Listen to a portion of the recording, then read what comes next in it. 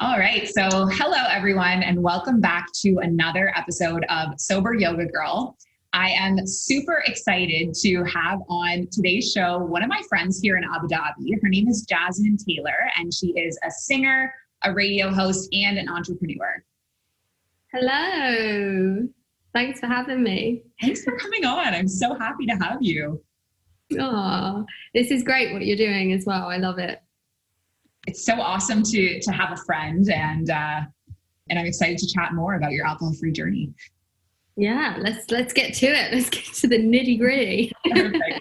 So let's start off. Can you tell me a bit about yourself and kind of give me some background onto who you are, how you ended up in Abu Dhabi?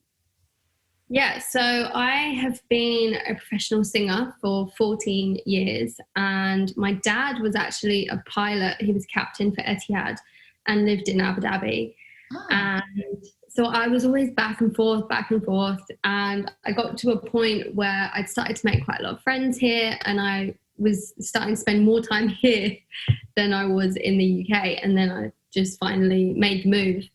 And I've been here, I think I'm in my 7th year now here.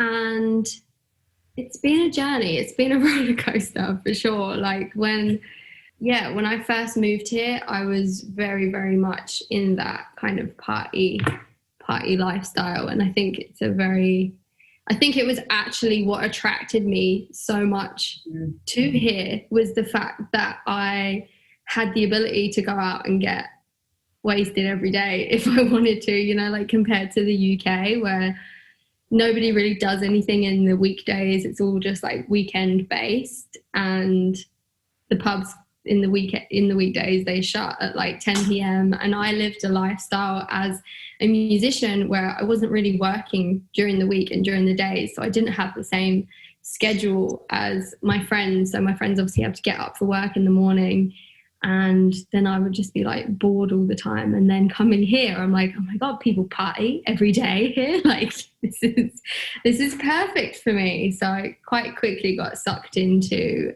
the ability to feed my demons on a daily basis, which became quite dark, I guess. Yeah, no, I can completely, I think we had a very similar journey in that regard. Yeah. I wasn't aware of like the normalization of drinking on weeknights until I actually moved here. But I do remember being like living in Kuwait and traveling over to Dubai and seeing the brunches and just thinking like this seemed like a really fun place to live. And you're right in that it sucks you in, Yeah. And you can get deeper and deeper into this normalization of like, being drunk at noon or at 7 on a Tuesday, which is just not normal where I'm from either. Yeah.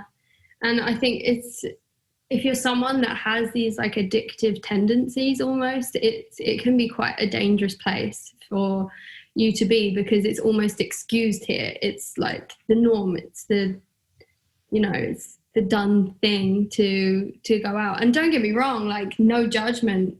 Some people can go out, and I'm all about like the work play lifestyle. If you can manage that, if you have the capability to live that life with no regrets,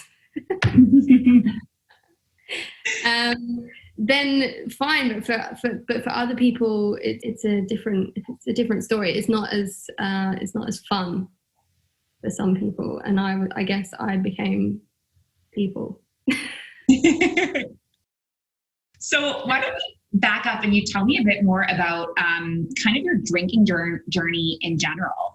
So when did you start drinking, at what age, and what aspects of the UK culture kind of started you out with that?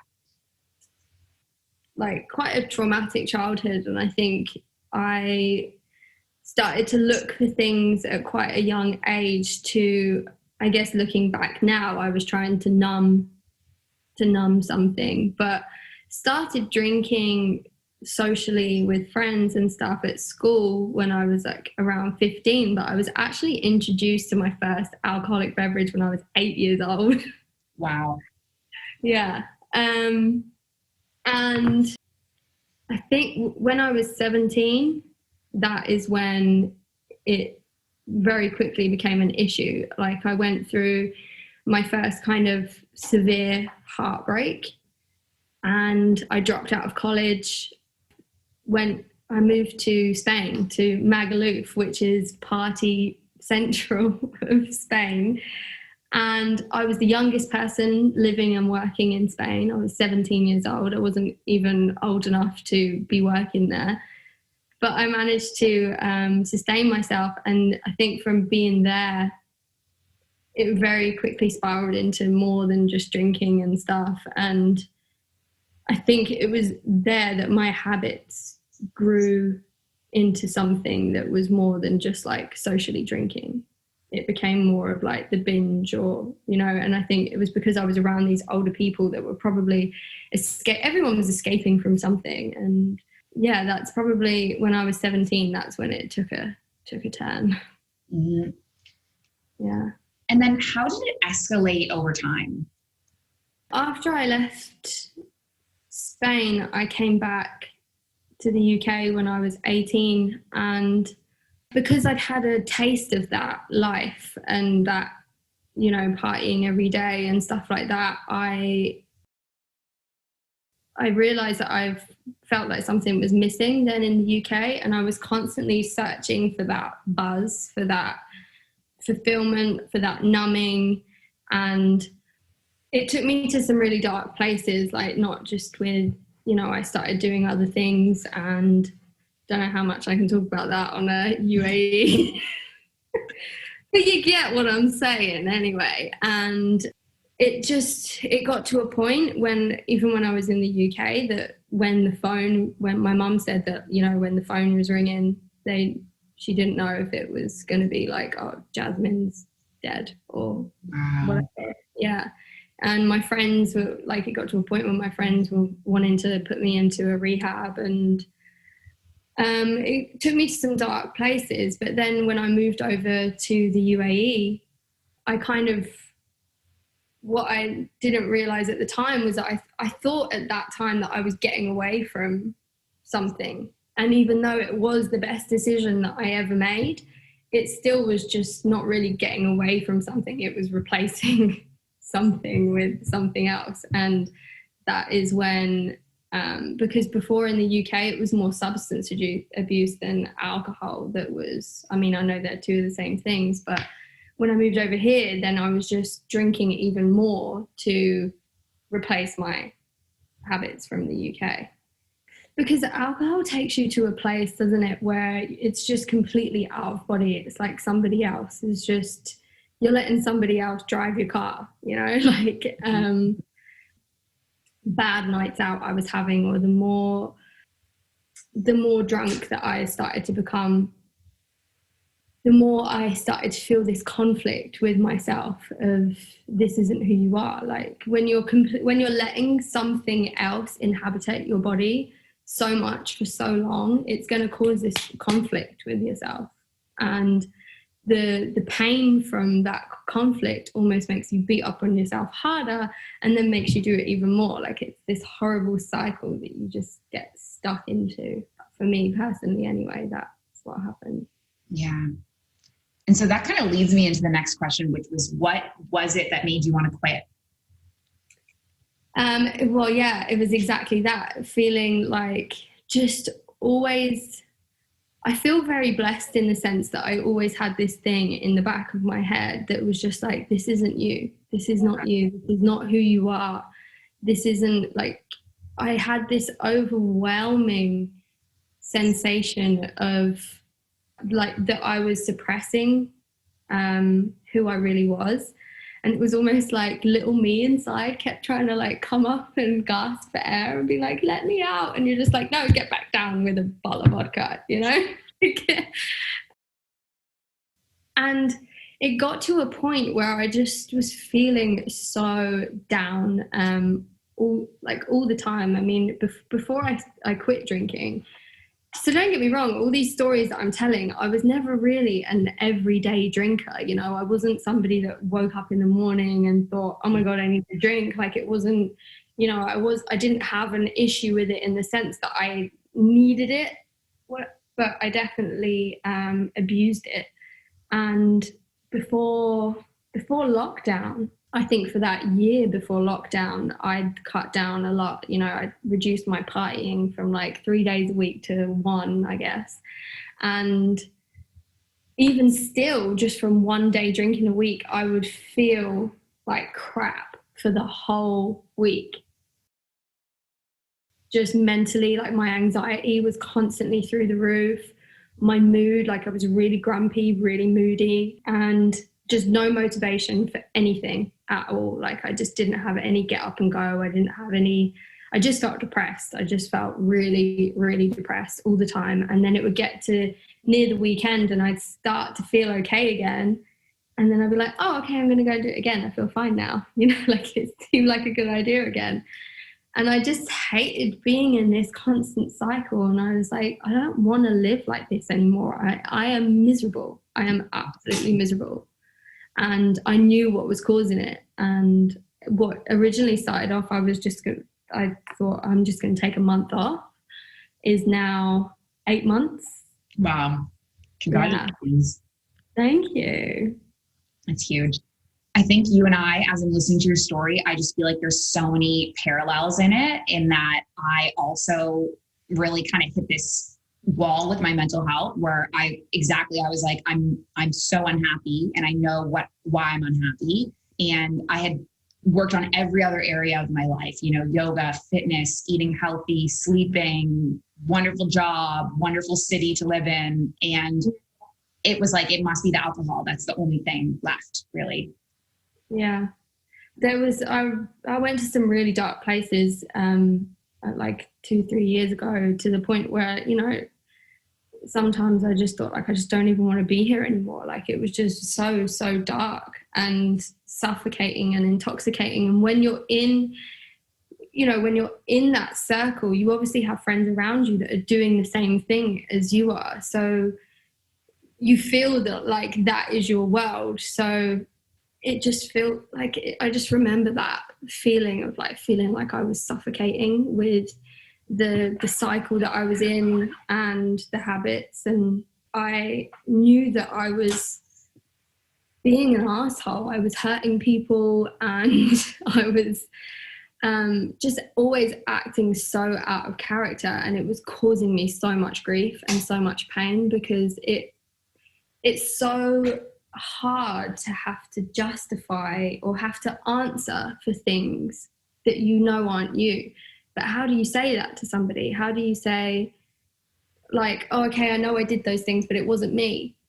Like, I was talking to a friend the other day, and he put it in he's a really good friend of mine, and he's been such an amazing teacher for me for like these last few years. And he was in my band with me. His name's Adam.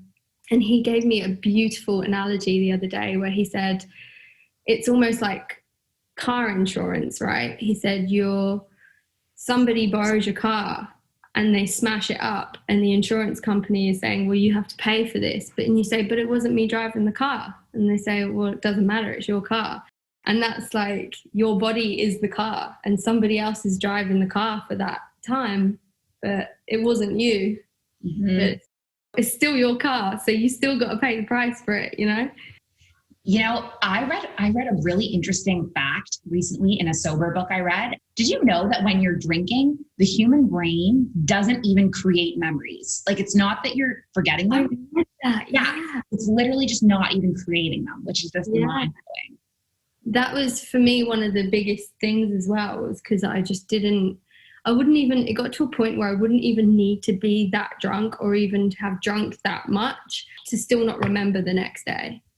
Yeah. You know, like, and there's so many people who say to me, oh, what, you don't remember that conversation? You didn't even seem drunk. But it just started to, the binge drinking and the abuse of how I drank had just started to, the bad effects of it would start to kick in a lot quicker, you know, like, so my whole night would just be completely blank. Even the points where I wasn't even that drunk, I still wouldn't remember it the next day. And that creates the worst anxiety of not even remembering the whole night, not remembering where you went, what you said, who you were with. Yeah. It creates this real darkness within you. And what I find so crazy and what terrifies me is the fact that these days it's become the normal thing to do. It's become so normal for people to just not go out and have a couple of drinks and have a good time. It's become normal to go out, and the main aim of going out is to get absolutely wasted. Like that's people's like end goal when they go out these days. It's like, let's go out and get wasted, let's get fucked up, you know, like, and that has become so normal. And I think it's really sad and really scary that there's probably so many people out there probably really do have a problem, because problems come in so many different shapes and sizes. Like I said, I wasn't addicted to alcohol, but it was definitely a clutch for me, and it's something that I abused.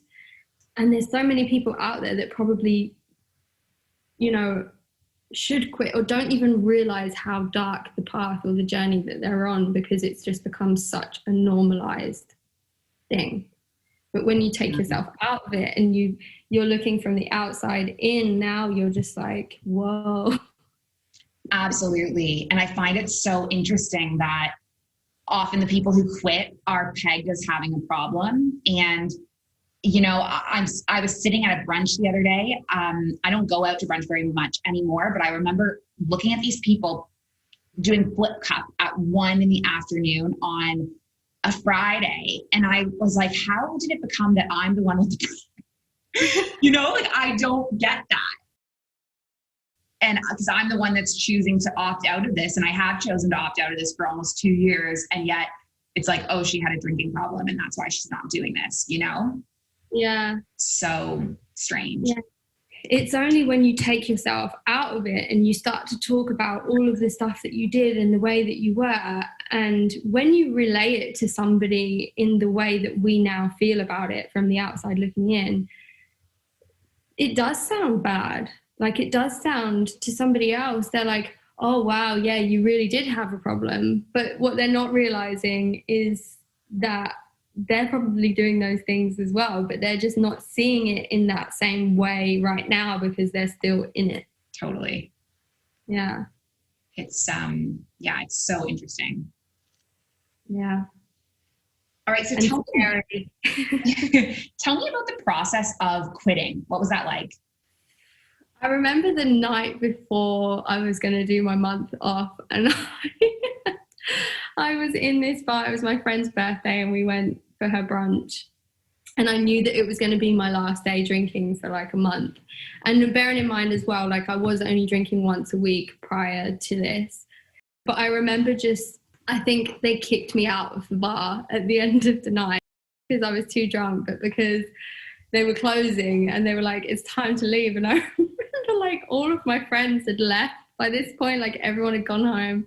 We'd brunched all day and I was just like sitting in the corner of this bar being like, this is going to be my last drink for a month. I'm not leaving.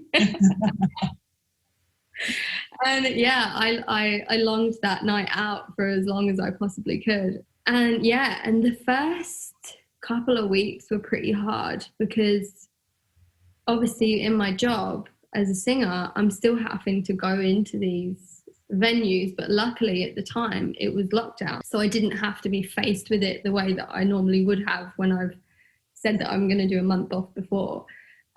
So for me it was quite lucky that I was in lockdown, so I could just keep myself out of it for that period of time. But when it got towards the end of the month, even that couple of weeks, I was like, you know, like I feel amazing, I feel so good. And I remember my mum saying to me once, like a couple of years ago, she said, Jasmine, you never wake up like feeling good. Like I always used to wake up and I'd have like a stuffy nose and a bad throat and a headache. Like I would just never jump out of bed and be good to go. Like I always had this groggy hour when I woke up of just feeling like crap, not even on a hangover, just on a normal day. And definitely actually something that's quite funny, for the first couple of weeks, it took some time for that part of my brain to catch up with the fact that I wasn't going to be hungover, I found myself waking up in the morning and bracing myself for my hangover. Like, you know, you open your eyes and you're like, oh my goodness, oh, okay, I'm ready for it. And then being like, oh shit, I'm not going to get one. This is great. This is so good. It was so weird. And I actually had a nightmare. Like, I've had some things from my past kind of creep up the last, like recently, that I've kind of had to process and deal with. And it took me back to that place, to that dark place, that feeling of suffocation and everything. And I actually had a nightmare the other night, and I think it was because I was like reliving these things. But within this, I call it a nightmare, as a dream, but it felt like a nightmare because within the dream, I woke up with a hangover the next day, like within the dream. And that feeling of dread and anxiety and everything, I felt it within my dream. And it was just such a great reminder of what it used to feel like, you know, because when it's in a dream, you do really feel it. Even though it is a dream, you feel every inch of what's going on. And it was such a great reminder to be like, this is why I'm not, I'm not doing it anymore. Yeah. Oh my God. I don't know if I've had a drunk dream, but I've heard of people talking about them, like in different groups I'm in, Facebook groups, in Sober Girls Yoga. I think someone was talking about it recently, actually. That would be like a nightmare. Yeah, it did feel like a nightmare. Yeah. But since quitting, I just have so much more energy, so much more clarity, so much more motivation. As I said, I wake up in the morning now and I don't have that whole, you know, even on non-hangover days, I don't have that groggy hour where I'm feeling like crap. And it's just been such an amazing thing. And the things that I've done with my life since I've quit, like, it's almost like I'm trying to make up in this last 8 months. I've been trying to make up for all of that time lost and wasted from before. 100%. So that kind of leads me into the next question. Tell me about how your life has improved since you quit. The biggest thing I noticed was the motivation.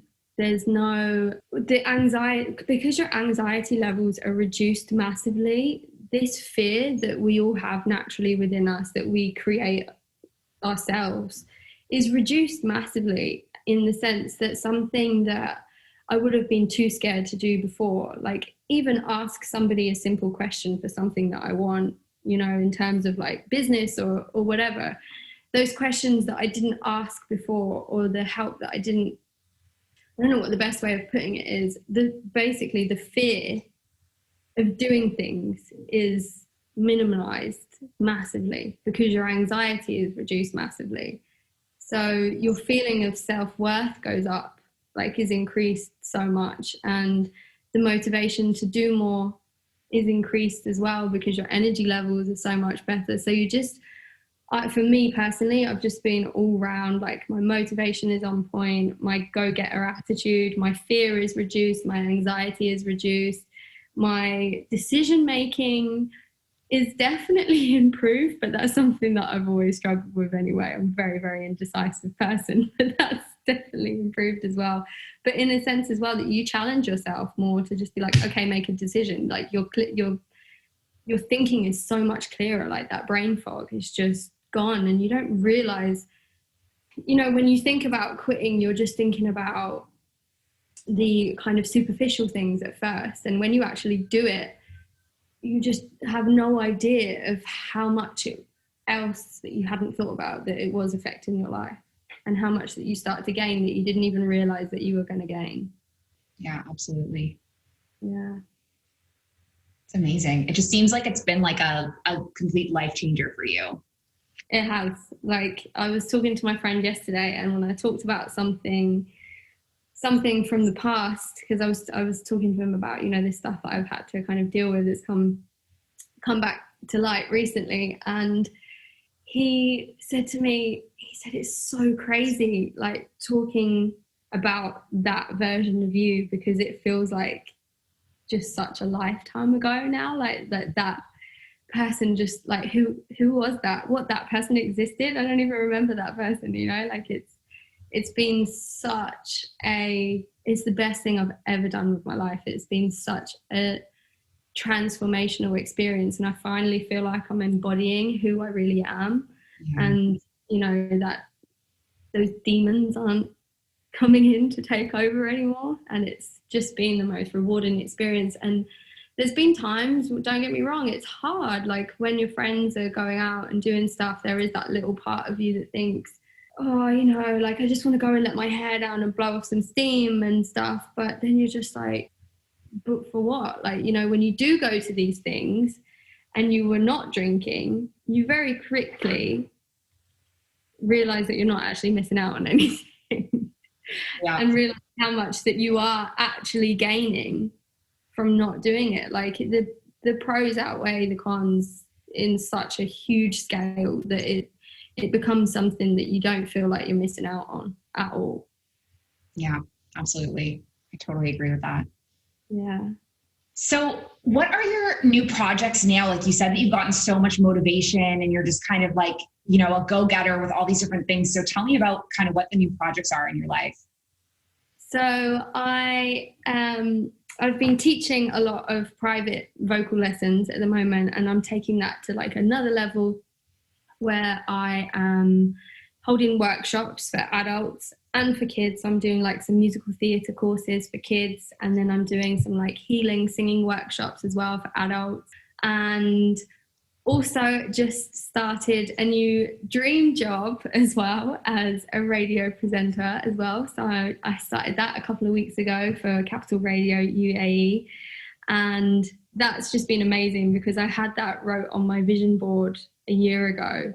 And all these little things that have been wrote on my vision board since I quit drinking, they're all starting to come to life, which is just amazing. So it's like ticking things off. So yeah, so starting the company, I've got a product in, like a beauty product as well, that I've got in the process of like design stages as well.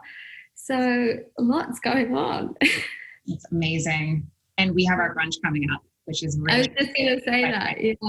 Yeah. So if anyone's listening to this who is in Abu Dhabi, hopefully this episode comes out before, I think it will. We're doing a Sober Girls brunch on April 2nd, which we're super excited for. It's going to be probably the first one in Abu Dhabi. Yeah, so, probably.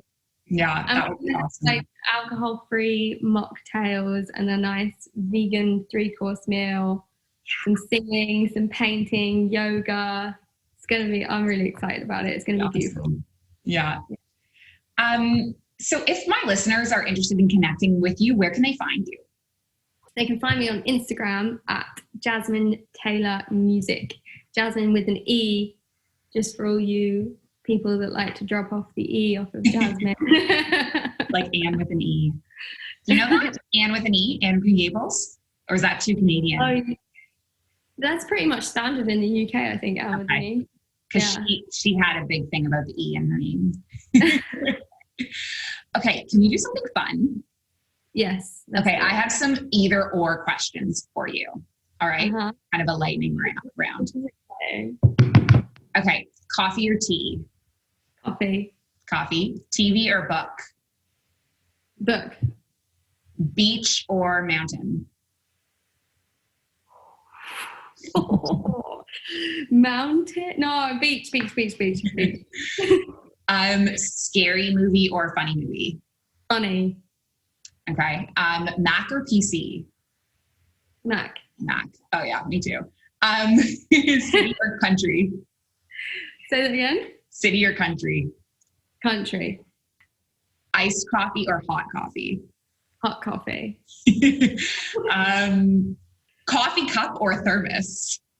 Oh, coffee cup. Okay, last one. Coke or Pepsi? Coke. Me too. Good choice. Oh, that was fun. I like that. All right. My last question for you is, what advice would you give to someone who wants to quit alcohol? I would say don't give yourself any expectations. I find if you tell yourself that you're taking something away from yourself or that you're not going to do something, that it instantly becomes that much harder and that we want to rebel against it. And I think just making the decision of being like, do you know what, I'm going to go without rather than I'm not going to do it is a much better approach for how we deal with it. So that we don't like rebel against ourselves, because if you tell yourself that you can't have something, it just instantly makes you want it more. And I think if you just say to yourself, you know, I'm just gonna leave it, I'm just gonna go without it, I'm just gonna see how I get on, and not really give yourself any I mean, it's a different process for everyone, but yeah, I would just take it a day at a time and don't be hard on yourself. And once you do it for a little while, you really, really will start to see how beneficial and how beautiful it really, really is. And you have that, what's that expression, that woke feeling, you know, where you see more colors, you smell more scents, and like, yeah, it's amazing. Absolutely. Oh, well, thank you so much, Jasmine. This was a awesome interview. It was so great to have you on the show. And I will put your Instagram handle in the podcast episode description so that our listeners can connect with you. Thank you. All right. See you for brunch. I'll see you for brunch. Take care. Thank you so much. Bye.